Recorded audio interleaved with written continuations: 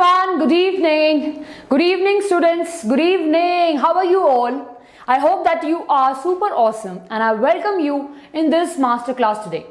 My name is Ankita everyone and I am your biology teacher and I am teaching you 9th class. Specifically biology. Let me just be very specific. Ab pata chale you will be asking me physics and chemistry questions. For that we have Abhishek sir and Anubhav ma'am.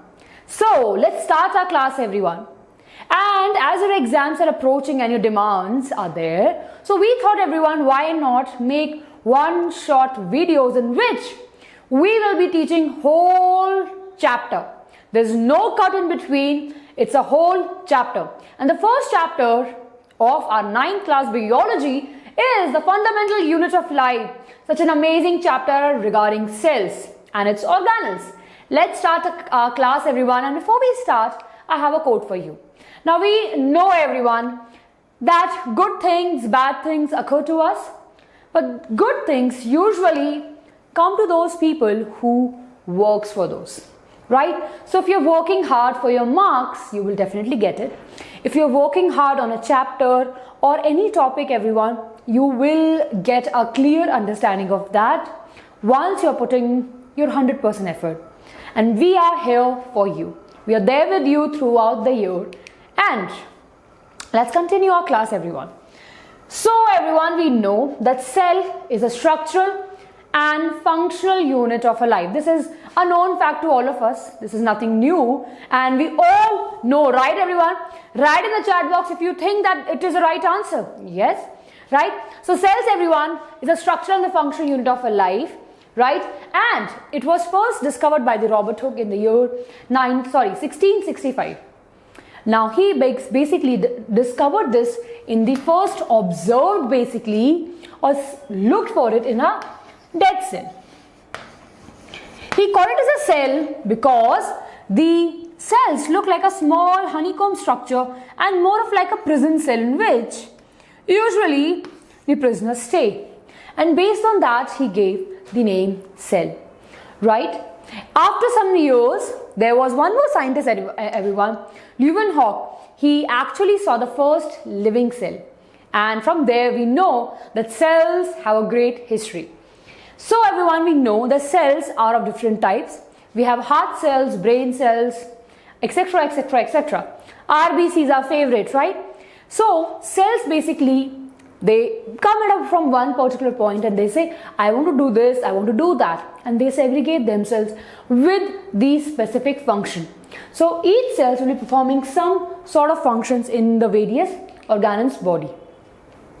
After that everyone, we can actually segregate the cells based on the presence of the nuclei and the other organs in them. So everyone look over here.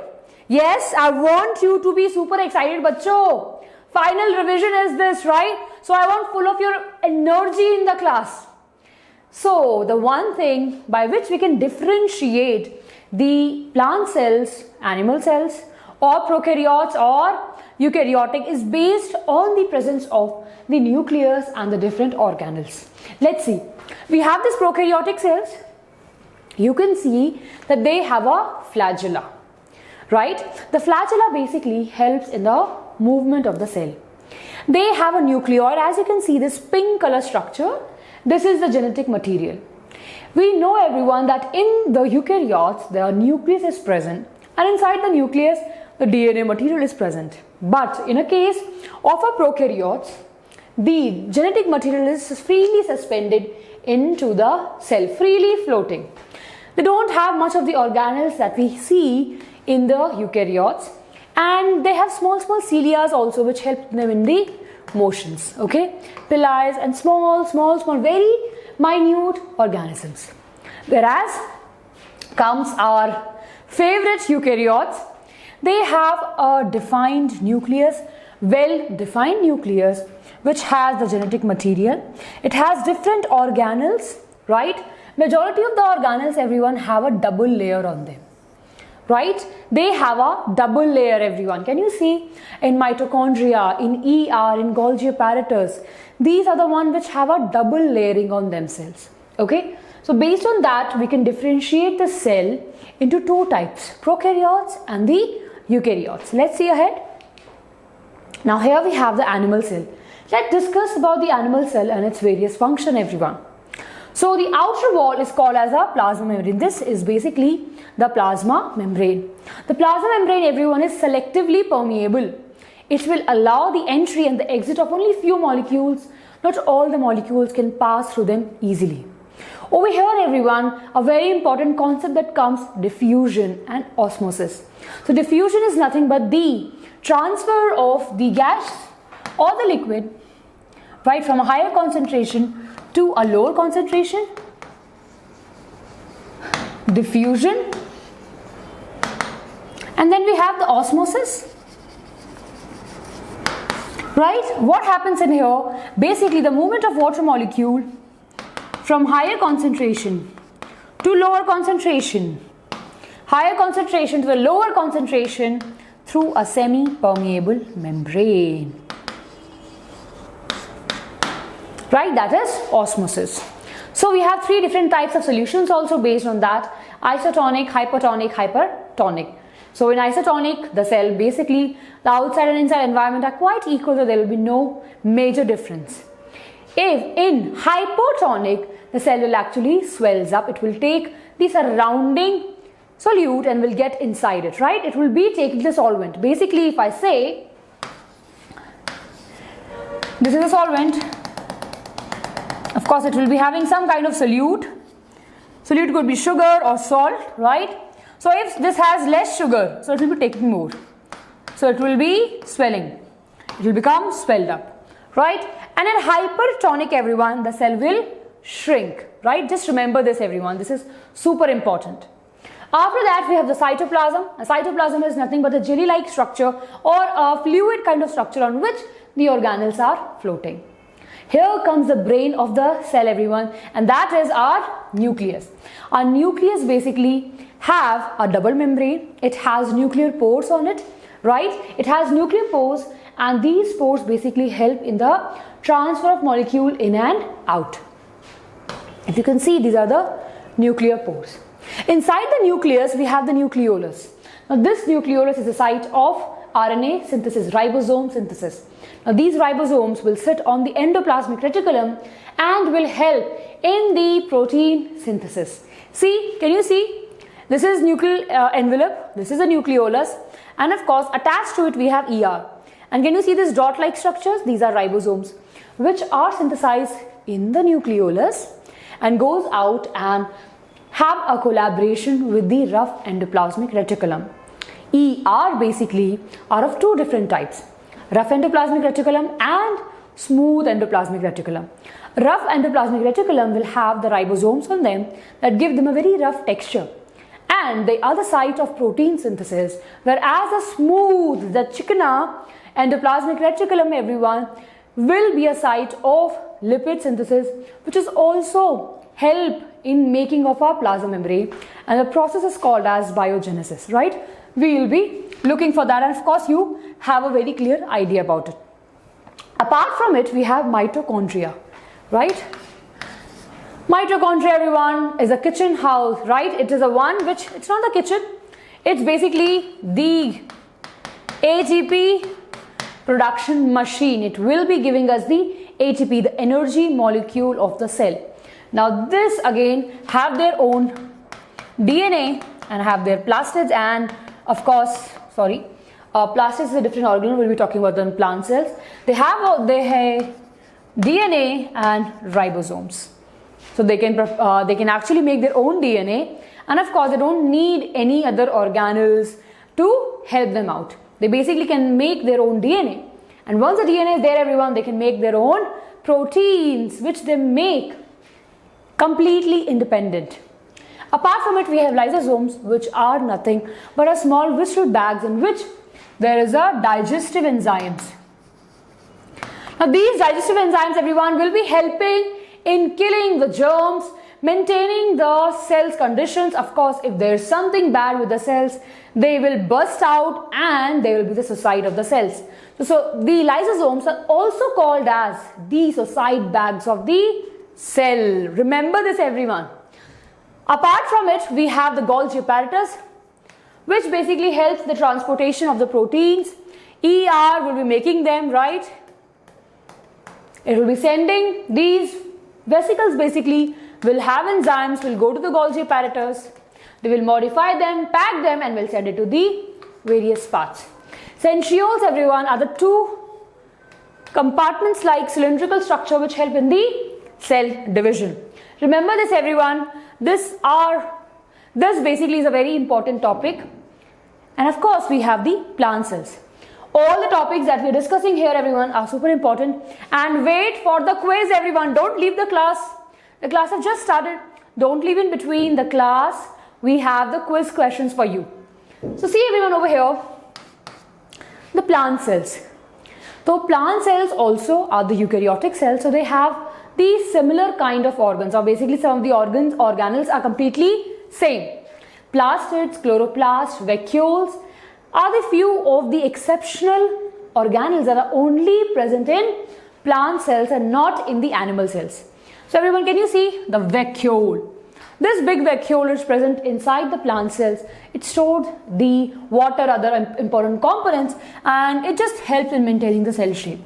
It has cell wall, which is very, very rigid, and because of this rigid strength, the cell wall, right, the shape of the cell remains good for a very long time. It will be enduring all the changes like hypertonic solution and hypertonic solution. In those conditions also, the cell wall will try its best to maintain its shape. Then they have plastids, where on the plastids, everyone, we will be seeing three different types. The green color that comes, right? Chromoplast, chloroplast, and the leucoplast. So green color, the red and the brown and the bright orangish color, and leucoplast, the plain white color. So these are the different types of plastid that are found in various other plants, and some of these are doing their part in performing photosynthesis, in storing the foods. The leucoplast, everyone, stores the starch and the oil. So just think about it and write in the comment section below where you will be seeing the leucoplast. I will be waiting for your answers, everyone. Moving on, these all are the same organelles that are present in the plant and the animal cells. Plastids are the exception, vacuoles are the exception. Plant cells basically have a big vacuole, whereas the animal cells will have small vacuoles and very less in number. Let's move to the next slide, everyone. And here we have a basic difference between a very common question everyone asks in your examination. Write the difference between a cell membrane and a cell wall. So here you have. Take a screenshot, everyone. All of you, take a screenshot. I'm moving aside.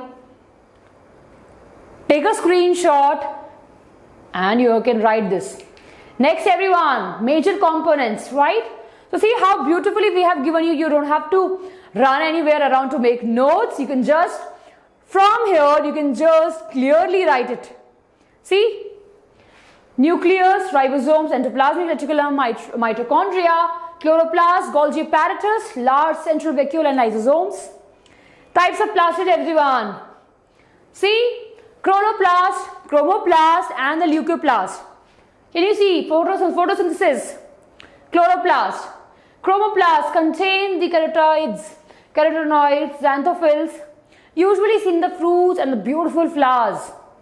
Leucoplast, no pigment, help in the storage of starch. See, and here is a very big difference between a plant cell and an animal cell, everyone. See? Over here, these are the common organelles which are present in both plants also and animals also. These are the specific characteristics of a plant cells: cell wall, large vacuole, chloroplast, and the flagella only in the gamete time. And over here, animal cells don't have a flagella, no chloroplast, sometimes a small or no vacuoles or no cell wall, right? Such an amazing thing, everyone. When we see this, it feels good. And here, everyone, I was talking, right, about the hypertonic solution, everyone. Can you see? The cell is getting swelled up. Cell is getting swelled up. So basically, it has a less amount of water inside, and it has more amount of the solute concentration. So what happens? The water will move, flush inside. Yes? Very good. See this isotonic, everything is fine. The cell is in the happy state.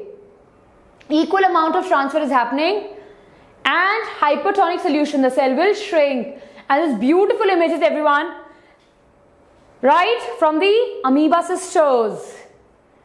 Yes, let's move ahead. Osmosis, everyone. This is again very interesting. You can always write it down, right? Sugar molecules can pass. See, sugar molecule basically can't pass. Only water molecule can pass through it. Osmosis. Now, everyone, quiz time.